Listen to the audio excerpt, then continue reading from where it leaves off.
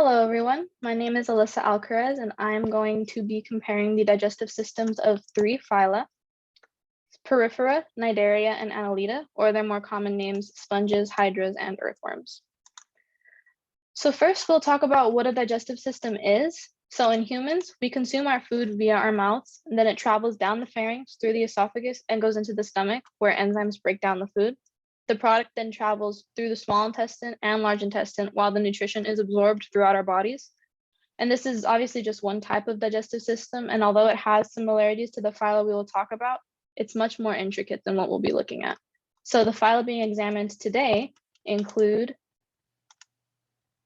sponges, or phylum Porifera, hydras, or phylum Cnidaria, and earthworms, or phylum Annelida. So first, Porifera, or sponges of the clade Eumetozoa.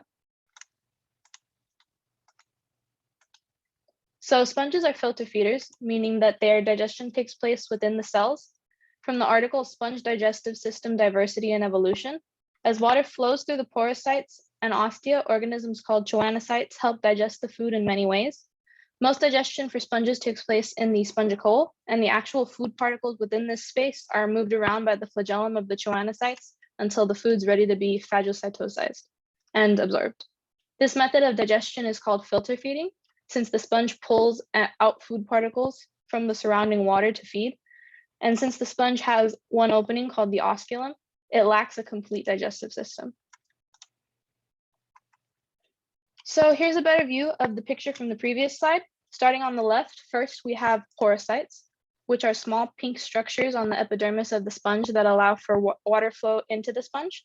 Then we have this open cavity called the spongicle, which is where water is held while digestion takes place. Then we have the choanocyte, along with the osculum, where water is released after digestion. So moving on to the choanocyte, which is the image on the right. The flagellum is a structure used to create water flow so that food particles can be completely broken down. And the collar traps food particles while the choanocyte begins ingesting and breaking down the food. The choanocyte will completely break down the food, and then the amoebocyte will take these nutrients and diffuse them across the body. After all the particles in the water are consumed, it'll be pushed out through the osculum, and new water flows in for the process to repeat. So to recap, the main structures involved in digestion of Porifera include porocytes, the spongicle, the osculum, and choanocytes. Next, we have hydra, or phylum Cnidaria, clade Parahoxozoa.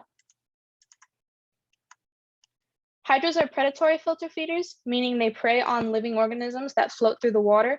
According to Robert Bozeman in The Anatomy of Hydra, their main prey is daphnias and cyclopses, which are very small freshwater prey. They have structures known as tentacles that act as arms, grabbing food and bringing it to the mouth. And they also have two layers, as shown on the picture in the left. These layers include an outermost layer called the ectoderm and an inner layer called the endoderm. Hydras also have structures called cnidocytes, which are vital for catching prey. They house thread-like structures that can hold on to prey, while some hydras even have poisons or toxins in these thread-like structures that can incapacitate and kill prey.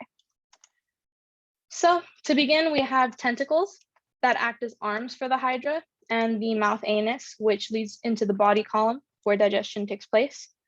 We have the two layers, the endoderm and the ectoderm. And between these layers, we have the mesoglea, which helps with structural support. The ectoderm, which is the blue layer on the right, has cnidocytes, which house small thread-like needles mentioned before. And the endoderm, which is yellow, holds the nutritive muscular cells, which have flagella attached to them to keep particles in motion. This layer also contains the food vacuoles, which will ultimately dissolve the food, along with gland cells that secrete digestive enzymes to help break down the food. The inner cavity is called the gastrovascular cavity, and the endoderm is referred to as the gastrodermis. Once in the gastrovascular cavity, food is moved from by flagellum and is slowly dissolved by food vacuoles using chemicals. And once digestion is complete, the nutrients are dispersed by amoebocytes throughout the body, and undigested food is pushed out of the anus. This is similar to Porifera in that it is an incomplete system with one opening, and flagellum helps with water current and the whole digestive process. So quick summary, the digestive structures of hydra include tentacles, mouth/anus, cnidocytes, a gastrovascular cavity, and a gastrodermis. And lastly, we have earthworms or phylum Annelida, which belong to the clade Bilatera. The earthworm has a complete digestive system because it has two openings, a mouth and an anus. According to the article Phylum Annelida from Lumen Learning, their digestive system is separated into many regions, each with a certain function. Their digestive system consists of a pharynx, esophagus, crop, intestine, and gizzard. And they eat food such as soil, which enters through the mouth of the earthworm, where it's swallowed by the pharynx, passes through the esophagus, which has calciferous glands that release calcium carbonate to rid the earthworm's body of excess calcium. After it passes through the esophagus, the food moves into the crop, where it's stored and is eventually moved into the gizzard. And then the food moves into the intestine as gland cells in the intestine release chemicals to aid in digestion. So the first system in the digestive system of earthworms is the mouth, which is where the food enters. It then travels through the pharynx and the esophagus into the crop for storage.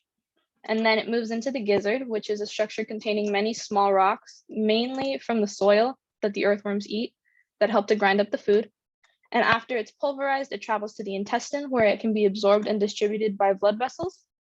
And whatever undigested food is left over will be released through the anus. Because the system has two separate openings, an earthworm can continue to eat food while other food's being digested or expelled. This, along with the fact that their digestive system works a lot like humans in that it's a long tube and uses chemicals to break down food for absorption, shows that there's a lot of similarities between our digestive system and theirs. So the main structures include the mouth, the pharynx, the esophagus, the crop, the gizzard, intestines, and the anus. So these systems obviously have very different components, but they have similarities as well.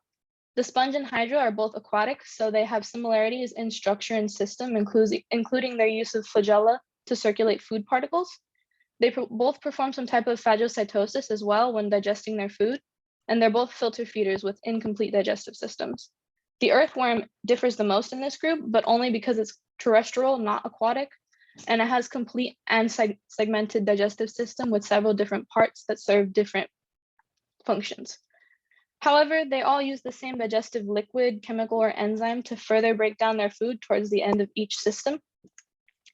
So lastly, these phyla have very different structures and components and perform different tasks throughout digestion, but they have similarities in structure, function, and methods that make them resemble one another to an extent. So thank you so much for watching, and I hope you enjoyed.